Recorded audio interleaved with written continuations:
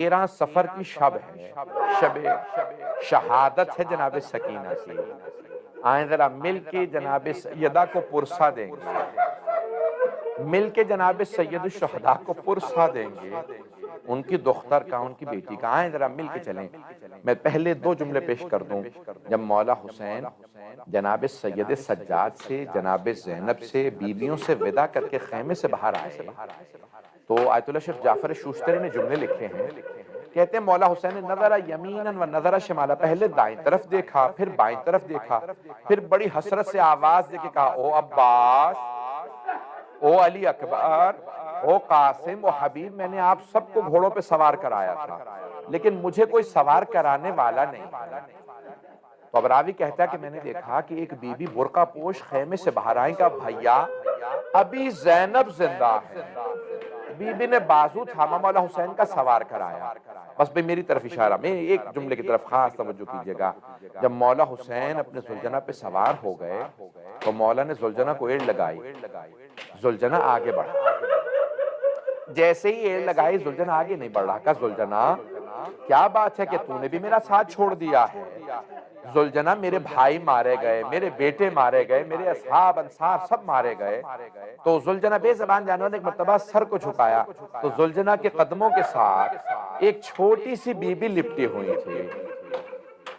مولا حسین فوراً اپنی سواری سے اترے، بی بی کو سینے سے لگایا، بہت زیادہ پیار کیا، کہا بیٹی کیا بات ہے، آپ خیمے سے باہر کیوں آئی ہیں؟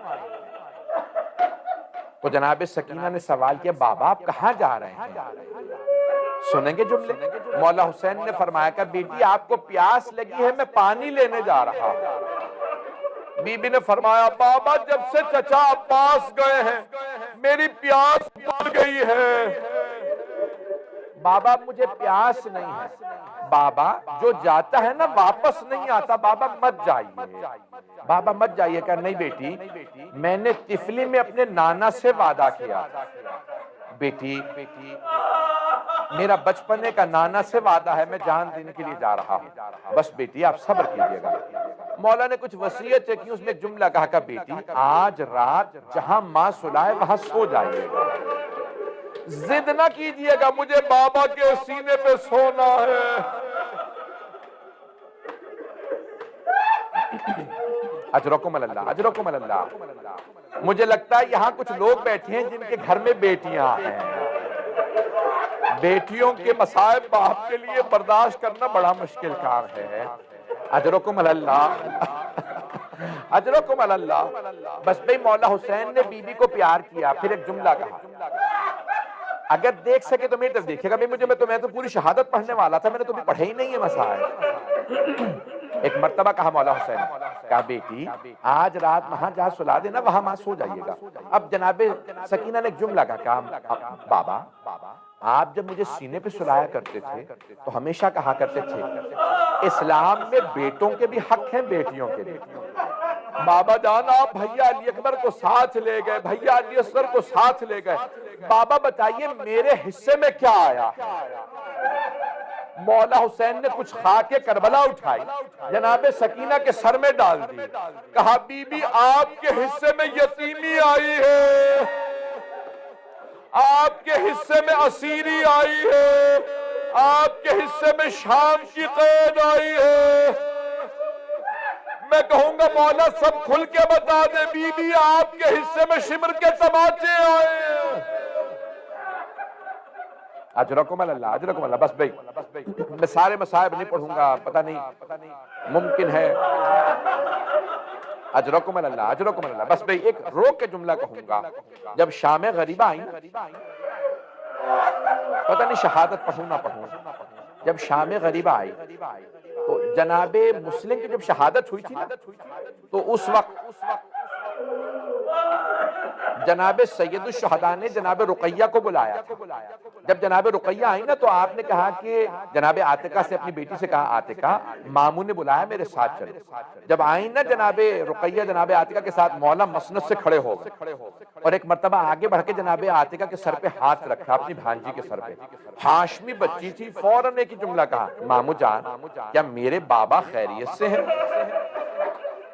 آپ نے میرے سر پہ ایسے ہاتھ رکھا جیسے یتیموں کے سر پہ ہاتھ رکھا جاتا ہے، آنکھوں میں آنسو۔ تو مولا نے کہا بیٹی اپنے آپ کو یتیم نہ سمجھنا، بھی ماموں زندہ ہیں۔ ایک مرتبہ کہا زینب ذرا میری صندوقچی لا دیجئے، تو مولا نے 2 بالیاں نکالی، اپنے ہاتھوں سے جناب عاتقہ کے کانوں میں بالیاں پہنائی۔ اب وہاں قریب میں جناب سکینہ کھڑی دیکھ رہی تھی، اگر کوئی بچی یتیم ہو جائے اس کے سر پہ شفقت کا ہاتھ رکھا جاتا ہے، کانوں میں نئی بالیاں پہنائی جاتی ہیں۔ جب شام غریبہ آئی، جناب سکینہ انتظار میں تھی میرے سر پہ کوئی شفقت کا ہاتھ رکھے، مجھے کوئی نئی بالیاں پہنائے۔ اتنے میں شمر آیا، اس نے بالوں میں ہاتھ ڈالا، بی بی کا بالوں کو چھڑانا مشکل ہو گیا۔ ایک مرتبہ جب اس نے بالیاں نوچی، بی بی نے رو کے کہا چچا عباس،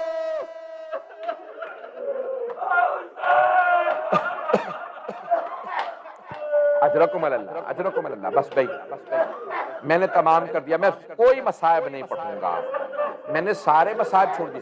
ایک آخری روایت سن لیجئے، اب آپ برداشت نہیں کر پا رہے، آخری روایت۔ سوگ نامہ آل محمد میں آیت اللہ اشتہاری مرحوم نے ایک جملہ لکھا ہے، کہا رات کا وقت تھا، زندان شام تھا، جناب سکینہ نے خواب دیکھا، خواب میں دیکھا مولا حسین آئے ہیں، باہیں پھیلا کے کہتے ہیں میری بیٹی میرے پاس آ جاؤ۔ بی بی خواب میں دوڑتی ہوئی گئی، مولا حسین کے گلے لگی، جیسے ہی مولا نے گود میں لیا بی بی نے جملہ کہا بابا اب مجھے چھوڑ کے مت جائیے گا، بابا آپ کے بعد میرے کانوں سے بالیاں اتار لی۔ بس میں بی بی بہت تڑپ کے رونے لگی۔ ایک مرتبہ جناب سکینہ کی آنکھ کھل گئی، جیسے ہی آنکھ کھلی بی بی رونے لگی کہ اماں ابھی میرے بابا یہیں پہ تھے، میرے بابا نے مجھے گود میں لیا تھا، اماں میں بابا کے پاس جانا چاہتی ہوں۔ جناب رباب رونے لگی، ساری بیویاں رونے لگی۔ جب رات میں بیویوں کا رونا سنا، یزید ملعون کی آنکھ کھلی، اس نے پوچھا کیا بات ہے، یہ بیویاں اتنی بلند آواز سے کیوں رو رہی ہیں؟ ایک ملعون نے کہا کہ ایک بچی ہے اسے بابا بہت یاد آ رہے ہیں۔ یزید نے پوچھا کون ہے اس کے بابا؟ کہا اس بچی کے بابا کا نام حسین ہے۔ کہا جاؤ اس بچی کو حسین کا سر دے دو۔ انہوں نے تشت میں سر رکھا، اوپر سے کپڑا رکھا، جب تشت لائے تو بی بی سمجھی شاید پانی لائے گا، اب مجھے پیاس نہیں ہے، مجھے بابا کے پاس جانا ہے۔ ایک مرتبہ انہوں نے تشت سے کپڑا ہٹایا، بی بی نے سر کو دیکھا، تڑپنے لگی، آگے بڑھی، سر اٹھایا، سینے سے لگایا، بابا یہ کس نے آپ کی رگوں کو کاٹ دیا؟ بابا کس نے مجھے اس بچپنے میں یتیم کر دیا؟ بابا ایک مرتبہ بی بی زمین پہ گری، مولا سجاد نے کہا انا للہ و انا الیہ راجعون۔